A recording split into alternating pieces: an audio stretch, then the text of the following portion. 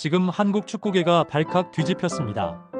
2026 월드컵 가상 조추첨에서 한국이 최악의 조로 불리는 네덜란드, 파라과이, 유럽 강호들과 같은 조에 묶였기 때문입니다. 특히 1998년 0대5의 참패를 안긴 네덜란드와 28년 만에 재회, 2018 러시아 월드컵에서 악몽을 남긴 스웨덴의 재등장 가능성까지, 도대체 왜 이번 조가 역대급으로 위험하다는 걸까요? 그리고 한국은 정말 이 죽음의 조에서 살아남을 수 있을까요?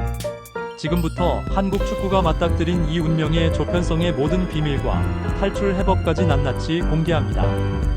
한국 축구는 최근 상승세 속에서도 여전히 근본적인 한계를 벗어나지 못한 채 일상을 이어가고 있었다.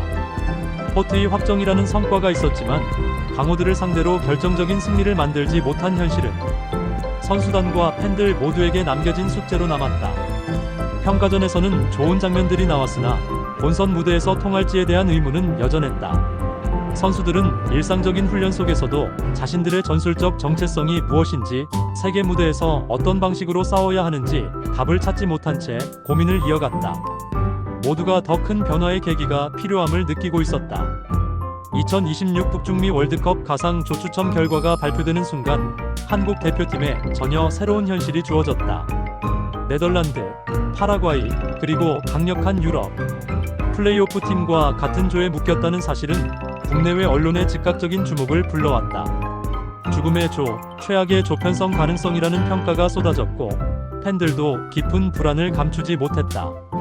1998년 네덜란드전 참패, 2018년 스웨덴전 악몽이 다시 떠오르며 한국 축구가 맞닥뜨린 이번 조가 단순한 도전이 아니라 극한 생존전이 될 수 있음을 암시했다. 변화와 대응이 필수적인 순간이 찾아온 것이다. 최악의 조편성 가능성이 공개되자 대표팀 내부에는 본능적인 거부감과 두려움이 일었다. 네덜란드와의 0대5의 패배 기억은 여전히 지워지지 않았고 강팀과 만나면 흔들렸던 한국 축구의 역사는 팬들의 불신을 더욱 키웠다. 선수들 역시 또 강호만 만나면 같은 길을 반복하는 것 아니냐는 압박을 느끼기 시작했다. 파라과이의 끈질긴 수비력, 유럽 플레이오프 팀들의 거친 피지컬과 빠른 템포는 모두 부담이었다. 도전해야 한다는 사실을 알지만 마음 깊은 곳에서는 실패의 그림자가 짙게 드리워져 있었다. 이 갈등은 앞으로 나아가는 첫걸음을 가로막았다. 홍명보 감독은 대표팀 내부의 흔들리는 분위기를 정확히 간파했다. 그는 냉정한 분석을 통해 우리는 어떤 상대든 피할 수 없다. 약점을 감추는 대신 강점을 극대화하자고 강조했다. 분석팀은 네덜란드의 라인 간격 변화, 파라과이의 역습 패턴, 유럽 팀들의 피지컬 매치업 데이터를 모두 끌어와 새로운 전술 맵을 만들기 시작했다. 과거의 실패를 반복하지 않기 위해 무엇을 버리고 무엇을 선택해야 하는지 기준이 설정됐다. 선수들은 멘토의 조언을 통해 비로소 길을 볼 수 있었고 막연했던 공포는 조금씩 구체적인 전략으로 바뀌기 시작했다. 대표팀은 마침내 정면 돌파라는 결단을 내렸다. 네덜란드전에서는 초반 실점을 막기 위한 라인 조절과 압박 타이밍을 집중 훈련하고 파라과이에는 중원 압박과 빠른 전진 패스를 결합한 맞춤 전술을 준비했다. 유럽 플레이오프 팀들을 상대로는 피지컬 충돌 대비 훈련을 강화하며 한층 거친 경기 환경을 가정했다. 모든 선수들은 기존 포지션 역할을 넘어 멀티 전술 수행 능력을 끌어올렸다. 이 시점에서 대표팀은 단순히 참가팀이 아니라 생존을 위해 준비된 팀으로 변모하고 있었다. 첫 번째 문턱을 넘어선 순간이었다. 대표팀은 본격적인 데뷔 단계에서 수많은 시험을 마주했다. 네덜란드는 세계 최고의 장신 스트라이커와 고효율 측면 공격을 보유했고 파라과이는 남미 특유의 끈질긴 투지와 역습의 날카로움을 갖추고 있었다. 유럽 플레이오프 팀들은 피지컬과 속도를 겸비해 전술적 대응이 쉽지 않았다. 하지만 한국도 빈손이 아니었다. 손흥민의 결정력, 이강인의 창조성, 김민재의 수비 리더십, 조현우의 안정감은 확실한 자산이었다. 대표팀은 약점만 있는 팀이 아니라 새로운 동맹과 협력 속에서 전면전을 준비하는 집단으로 성장하고 있었다. 대표팀은 과거 실패의 이유를 정확히 직시하기 위해 1998년과 2018년의 패배 장면을 분석했다.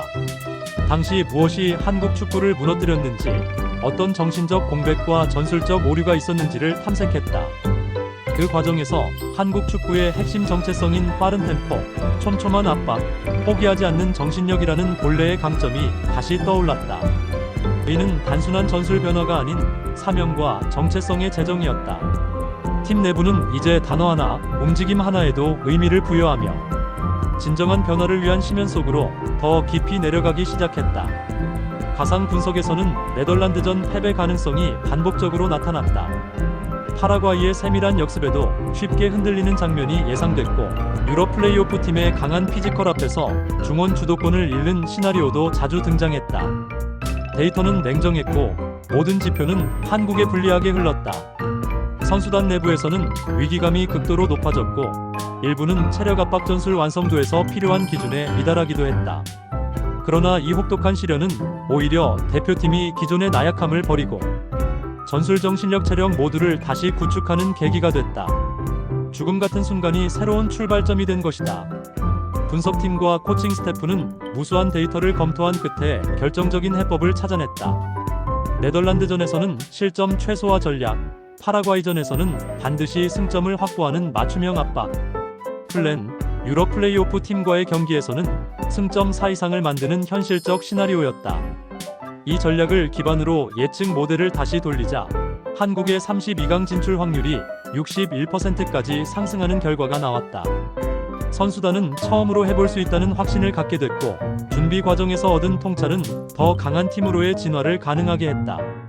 대표팀은 본선 무대를 향해 본격적인 마지막 준비 단계에 들어갔다.